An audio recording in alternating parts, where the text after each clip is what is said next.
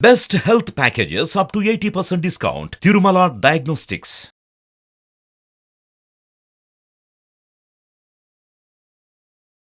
నమస్కారం. సుమన్ టీవీకి స్వాగతం. ఈ 2024 ఆంగ్ల నూతన సంవత్సరంలో ద్వాదశ రాశుల వారికి ఏ రకంగా ఉండబోతుంది?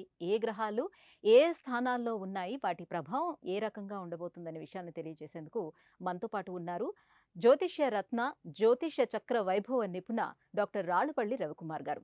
గురుగారు నమస్కారం అండి. నమస్కారం. గురుగారు, ద్వాదశ రాశుల వారికి ఏ రకంగా ఉండబోతుందో తెలుసుకునే ముందు ఈ సంవత్సరం అంతా ఏ గ్రహాలు ఏ స్థానాల్లో ఉన్నాయో తెలియజేస్తారా? తప్పకుండా.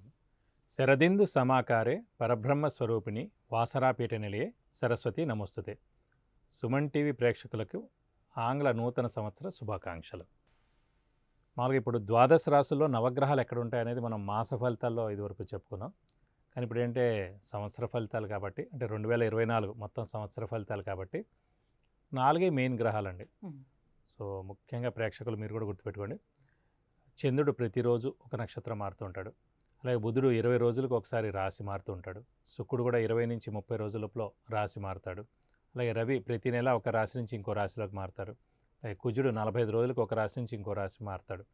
కాబట్టి ఇవన్నీ అంత ఇంపాక్ట్ ఉండవండి ఈ మిగతావి. కానీ ముఖ్యంగా మెయిన్ మటుకు గురు సంవత్సరానికి ఒక రాశి నుంచి ఇంకో రాశికి మారుతారు. అలాగే శని 2.5 సంవత్సరాలకు ఒక రాశి నుంచి ఇంకో రాశిలోకి మారుతారు. అలాగే రాహుకేతు ఇద్దరు కూడా ఏనార్థం ఒక రాశి నుంచి ఇంకో రాశిలోకి మారడానికి సమయం పడుతుంది. కాబట్టి ఖచ్చితంగా మనం చూసుకోవాల్సింది గోచార ఫలితాలు, సంవత్సర ఫలితాలు చూసుకున్నప్పుడు ముఖ్యంగా ఈ ఏ రాశుల వాళ్ళకి ఏ స్థానాల్లో రాహు, కేతువు, గురు, శని మన రాశి నుంచి ఏ రాశుల్లో ఏ స్థానాల్లో ఉన్నారో దాన్ని బట్టే గోచారం చెప్పుకోవాలన్నమాట. కాబట్టి ఈ సంవత్సరం అంటే 2024 మొత్తం చూసుకుంటే రాహు మనకి మీన రాశిలో ఉంటారు ఈ సంవత్సర కాలం అంతా 2024. అలాగే కేతు వచ్చేసి మనకి కన్యా రాశిలో ఉంటారు సంవత్సర కాలం అంతా. అలాగే శని స్వస్థానంలోనే మనకి కుంభరాశిలోనే 2024 సంవత్సరం మొత్తం మన కుంభరాశిలో ఉంటారు. ఒక గురువు మటుకు మేషరాశి నుంచి వృషభ రాశిలోకి 22 ఏప్రిల్ 2024 నుంచి మనకి వృషభ రాశిలోకి వస్తారండి గురువు.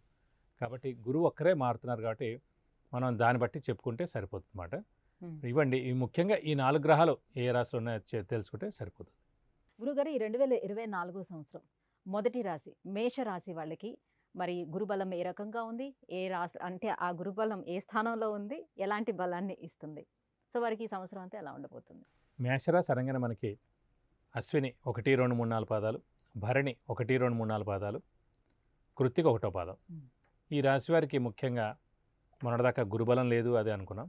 కానీ ఏప్రిల్ 22వ తారీఖు నుంచి మనకి వృషభ రాశిలోకి గురువు ప్రవేశిస్తున్నాడు కాబట్టి ముఖ్యంగా మెయిన్గా అన్ని రాశుల కన్నా భావన రాశి మనం చెప్పుకున్నప్పుడు ఫస్ట్ రాశి మేషరాశి అవుతుంది. ఎందుకంటే మేషరాశి వారికి 2024 ఏప్రిల్ నుంచి గురుబలం అంటే ద్వితీయ స్థానంలోకి గురువు ప్రవేశిస్తాడు కాబట్టి విపరీతమైన ధనయోగం ఉంటుంది.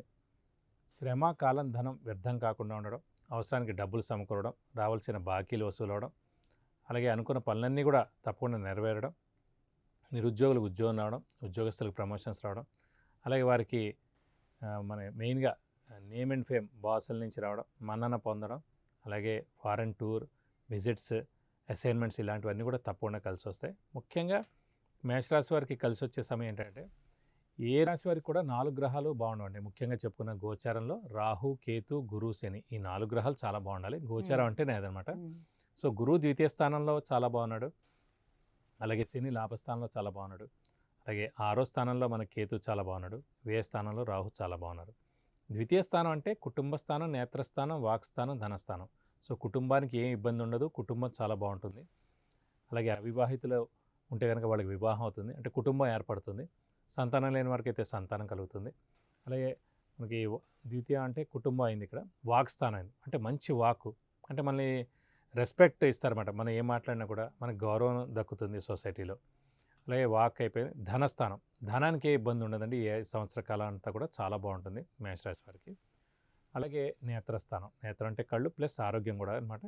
కాబట్టి ఆరోగ్యం కూడా చాలా బాగుంటుంది. అంటే ఇంట్లో పెద్దవాళ్ళ ఆరోగ్యం, చిన్నపిల్లల ఆరోగ్యం, అలాగే మీ ఆరోగ్యం కూడా ఉత్తమంగా ఉంటుందని చెప్పుకోవాలి.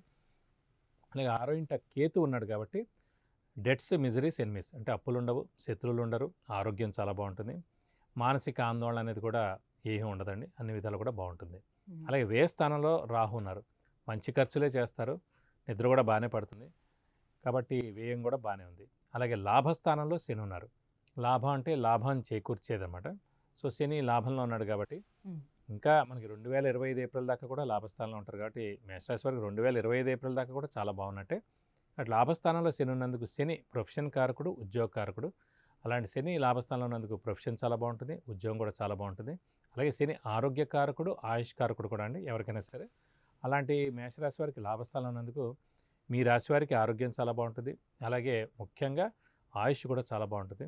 చిన్న చిన్న అనారోగ్యాలు వచ్చినా కూడా వెంటనే తగ్గిపోతాయి, ఎలాంటి ఇబ్బంది ఉండదండి. అలాగే ముఖ్యంగా విద్యార్థులకి పట్టిందల్లా బంగారం అని చెప్పుకోవాలి. ఎందుకంటే విద్యార్థులకి సువర్ణ అవకాశం అని చెప్పుకోవాలి. అంటే మంచి సీట్ సంపాదించడం, మంచి ర్యాంక్ సంపాదించడం, చాలా టాప్ యూనివర్సిటీస్లో వాళ్ళకి స్థానం కలగడం, అవసరమైతే కనుక ఫారెన్లో కూడా మంచి మంచి యూనివర్సిటీస్లో కూడా వాళ్ళకి రావడం, అలాగే వాళ్ళు వెళ్ళి చదువుకోవడం, ఇవన్నీ కూడా విద్యార్థులు చాలా బాగుంటాయి. అలాగే క్రీడాకారులకి చాలా యోగదాయకంగా ఉంది. అలాగే రాజకీయ నాయకులకి ఇంకా చాలా బాగుంది. అలాగే వ్యాపారస్తులు ముఖ్యంగా ఏంటంటే వారు పెట్టుబడిని డబల్ చేసినా పర్లేదు, ట్రిపుల్ చేసినా కూడా పర్లేదు, అంత బాగా కూడా కలిసి వస్తుంది. ఎందుకంటే గురువు ఎప్పుడైతే 100 ఉన్నాడో, ద్వితీయ స్థానం అంటే ముఖ్యంగా ధనస్థానంలో ఉన్నాడు. ఎప్పుడైతే ధనస్థానంలో ఉన్నాడో ముఖ్యంగా ఉద్యోగస్తులు ఫిక్స్డ్ అండి. ఈ ప్రతి నెల అదే శాలరీ ఉంటుంది, ఏడాదికి ఒకసారి పెరుగుతుంది. కానీ వ్యాపారస్తులు అలా కాదు, వాళ్ళు ఎంత పెట్టుబడి పెట్టే కొద్దీ అంత లాభం వాళ్ళకి వస్తుంది. కాబట్టి వ్యాపారస్తుల మటుకు పట్టింది అలా బంగారం చెప్పుకోవచ్చు. ఎనీహౌ ఈ రాశి వారికి చాలా యోగదాయకంగా ఉంటుందని చెప్పుకోవాలి. సో వివాహ ప్రయత్నాలు ఎవరైనా చేస్తూ ఉంటే వాళ్ళకి సఫలం అయ్యే అవకాశం ఎంతవరకు ఉంటుంది? తప్పకుండా అండి. ఎందుకంటే ఇప్పుడు ముఖ్యంగా మేషరాశి వారికి 2 ఏళ్ల క్రితం వ్యయ స్థానంలో ఉన్నారు, అప్పుడు గురుబలం లేదు. ఈ సంవత్సరం అంతా కూడా మనకి ఏప్రిల్ 22వ తారీఖు 2024 దాకా కూడా రాశిలోనే ఉంటాడు. సో అప్పుడు గురుబలం లేదు. 2024 ఏప్రిల్ 22 నుంచి ద్వితీయ స్థానంలోకి గురుబలం వస్తుంది కాబట్టి సంవత్సర కాలం అంతా ఉంటుంది. కాబట్టి ఖచ్చితంగా అవివాహితులు వివాహం అవుతుంది. గట్టి ప్రయత్నం చేసుకుంటే చాలు. ఎందుకంటే ఎప్పుడైతే దైవబలం పరిపూర్ణంగా ఉందో మీరు 50% కష్టపడితే చాలు. అప్పుడు నిజంగా గురుబలం లేదు కాబట్టి 2 సంవత్సరాల నుంచి ఎంత కష్టపడినా కూడా లాస్ట్ దాకా వచ్చి ఆగిపోవడం, కుదిరిన కొన్ని క్యాన్సిల్ అవ్వడం, ఎక్కడో మాట పట్టింపు రావడం, కొన్ని మనమే ఇంకా కష్టపడలేక వదిలేయడం, ఇలాంటివన్నీ జరిగాయండి. కానీ ఇప్పుడు చాలా ఉత్తమమైన సమయం నడుస్తుంది. కొద్దిగా కష్టపడినా కూడా తప్పకుండా మీ పిల్లలది ఖచ్చితంగా వివాహం అవుతుంది. అలాగే మేషరాశి వారు ఎవరున్నా కూడా ఖచ్చితంగా అవివాహితులకి వివాహానికి అవకాశాలు 100% ఉన్నాయండి ఈ సంవత్సరం. గురుగారు, మరింత మెరుగైన ఫలితాల కోసం ఎటువంటి పరిహారాలను వీళ్ళు పాటించుకోవాల్సి ఉంటుంది? తప్పకుండా ముఖ్యంగా ఇప్పుడు మేషరాశి వారికి మనకి ఏప్రిల్ 22వ తారీఖు 2024 నుంచి గురుబలం వస్తుందని చెప్పుకున్నాం కాబట్టి ఈ 3 నెలలు మనం కొంచెం గురువు సంబంధించింది అంటే మనకి దత్తాత్రేయ స్వామిని ఎక్కువగా ఆరాధించడం అది చేస్తే సరిపోతుంది. వీలైతే ఈ 3 నెలలు మటు ఖచ్చితంగా ప్రతి గురువారం ఉపవాసం ఉంటే చాలా మంచిది. ఇంకా దైవబలం సరిపోవట్లేదు, మంచి ఉద్యోగం రావాలి, మంచి ర్యాంక్ రావాలి, మంచి సీట్ రావాలి, వివాహ ప్రయత్నాలు గట్టిగా చేయాలి, సంతానం విషయంలో మనం ముందుకెళ్ళాలి అని ఇంకా అనుకుంటే కనుక గురు గ్రహానికి 16,000 సార్లు జపం చేయించి కేజీంపావు శనగపప్పు, ఒక ఎల్లో లుంగి, వీలైతే కనుక 1000 రూపీస్ వర్త్ గోల్డ్ ఐటమ్ దానం ఇస్తే కనుక దోషం మొత్తం గురువు యొక్క దోషం అంతా కూడా తొలగిపోయి మీకు అన్ని విధాలా మంచి చేకూరుతుంది. గురుగారు, ఈ 2024 సంవత్సరం అంతా కూడా మేషరాశి వారికి ఏ రకంగా ఉండబోతుందో తెలియజేసినందుకు ధన్యవాదాలు. నమస్కారం. విద్య, ఉద్యోగం, వ్యాపారం, విదేశీయానం, వాహనం, వివాహం, సంతానం, ఆరోగ్యం, ఐశ్వర్యం వీటికి సంబంధించి ఏ విషయాలు తెలుసుకోవాలన్నా కింద స్క్రోల్ అవుతున్నటువంటి నెంబర్కి వాట్సాప్ చేసి గురుగారు అపాయింట్మెంట్ పొందొచ్చు.